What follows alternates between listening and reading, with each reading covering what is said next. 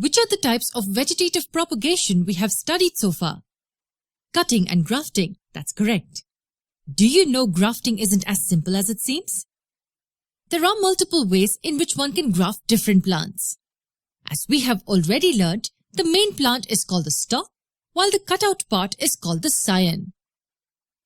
Do you know which part would have the superior characteristics? Naturally, the scion. The cutout part, which is the scion, contains the desired characteristics. There are various ways in which we can unite the stalk and the scion.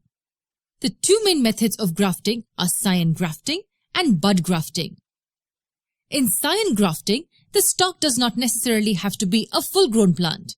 It can be a stump or a stem without any branches.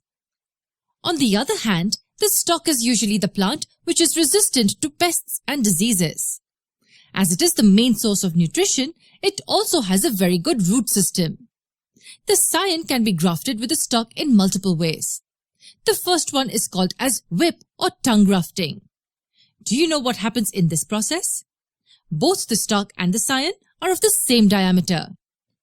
Once this is ascertained, the top end of the stalk and the basal end of the cutting are cut in an oblique manner. Now look at these two cut ends. Have you ever played the jigsaw puzzle? Do you recollect the manner in which one piece fits exactly into the other? In a similar manner, one oblique end of the scion will fit in exactly into the stalk. Once this is done, we tie them tightly together with a piece of cloth. In a few days' time, both will unite and grow as one single plant. The second method of scion grafting is known as the wedge grafting. Do you know what a wedge looks like? That's exactly the same shape in which the scion is cut into. What about the stalk? The stalk has a V-shaped cutting made on it. This V-shaped cutting enables the wedge of the scion to fit into the stalk. The same procedure of tying them both up is repeated and the plant will then grow as one. There is another method in which the scion grafting can be practiced. In this method, the diameter of the stalk is several times bigger than that of the scion. Now look at this crown and think about how this type of grafting would resemble this crown. The stalk is so wide that several scions can be placed all around its circumference. The long wedges will fit into the V-shaped cuts and will be tied together. What about this plain surface here? Well, we can apply grafting wax here in order to prevent the stump from drying. Aren't these techniques amazing? Do you know most plants with economic benefits are reproduced by these methods? These are very effective techniques and help multiply many plants in a short period of time. And it is also important to know that it isn't just quantitative but also a qualitative propagation of plants. What do you think bud grafting is?